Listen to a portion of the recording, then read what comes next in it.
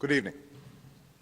Tonight, I can report to the American people and to the world that the United States has conducted an operation that killed Osama Bin Laden, the leader of al-Qaeda, and a terrorist who's responsible for the murder of thousands of innocent men, women, and children. It was nearly 10 years ago that a bright September day was darkened by the worst attack on the American people in our history. The images of 9/11 are seared into our national memory. Hijacked planes cutting through a cloudless September sky, the Twin Towers collapsing to the ground, black smoke billowing up from the Pentagon, the wreckage of Flight 93 in Shanksville, Pennsylvania, where the actions of heroic citizens saved even more heartbreak and destruction. And yet we know that the worst images are those that were unseen to the world. The empty seat at the dinner table, children who were forced to grow up without their mother or their father, parents who would never know the feeling of their child's embrace, nearly 3,000 citizens taken from us, leaving a gaping hole in our hearts. On September 11th, 2001, in our time of grief, the American people came together. We offered our neighbors a hand, and we offered the wounded our blood. We reaffirmed our ties to each other and our love of community and country.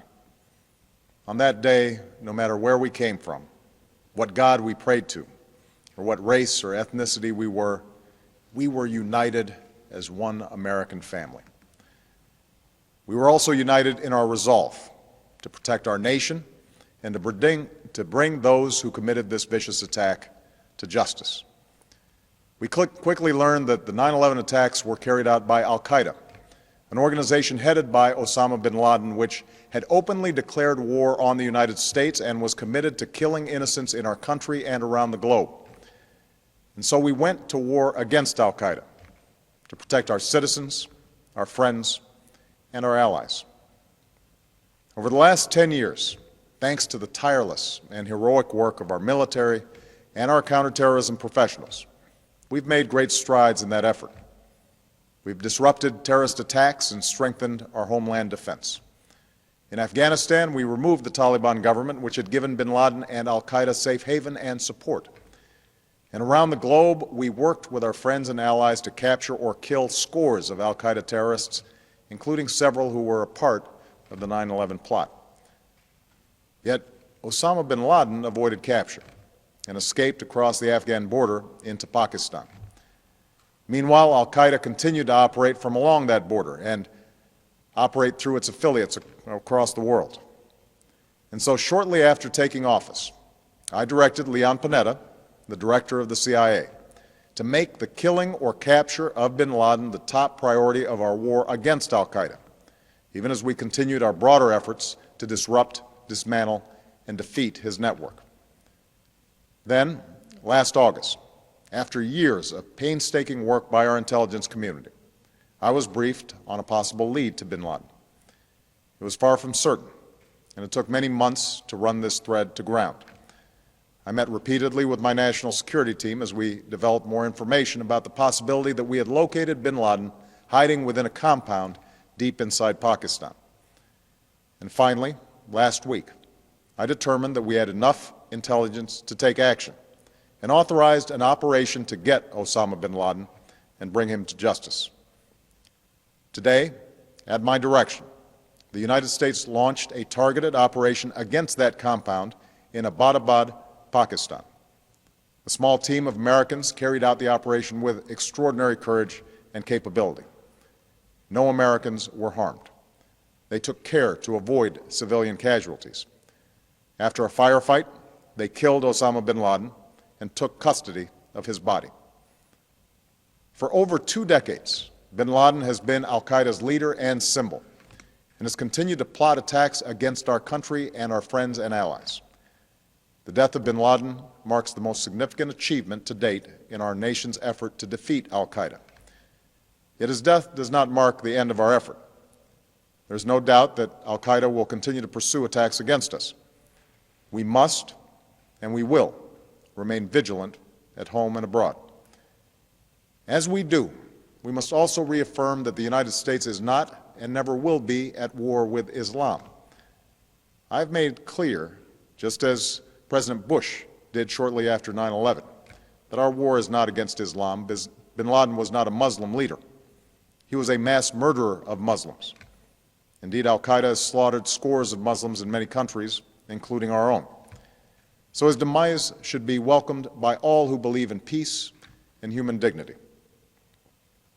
Over the years, I've repeatedly made clear that we would take action within Pakistan if we knew where bin Laden was. That is what we've done. But it's important to note that our counterterrorism cooperation with Pakistan helped lead us to bin Laden and the compound where he was hiding.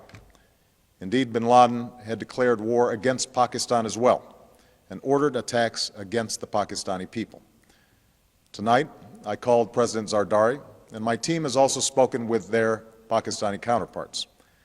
They agree that this is a good and historic day for both of our nations.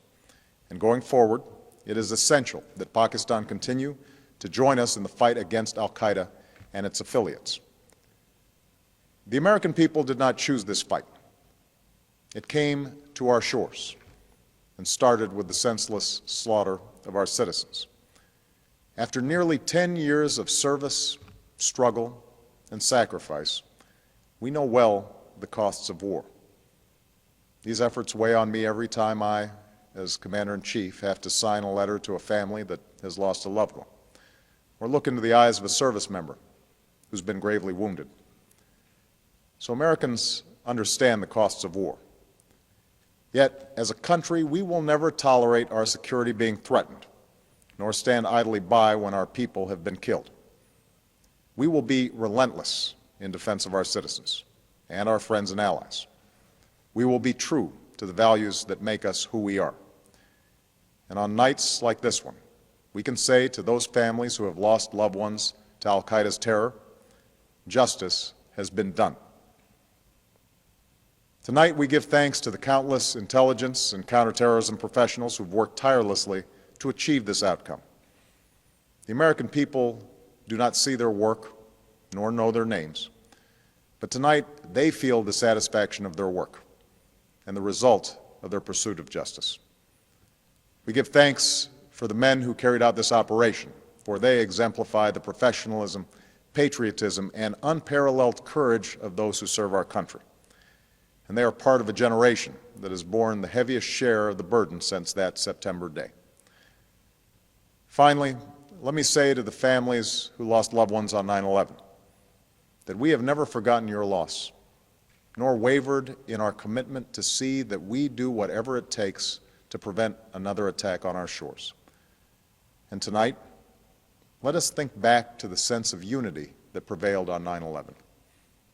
I know that it has at times frayed, yet today's achievement is a testament to the greatness of our country and the determination of the American people. The cause of securing our country is not complete, but tonight we are once again reminded that America can do whatever we set our mind to. That is the story of our history. Whether it's the pursuit of prosperity for our people or the struggle for equality for all our citizens, our commitment to stand up for our values abroad, and our sacrifices to make the world a safer place.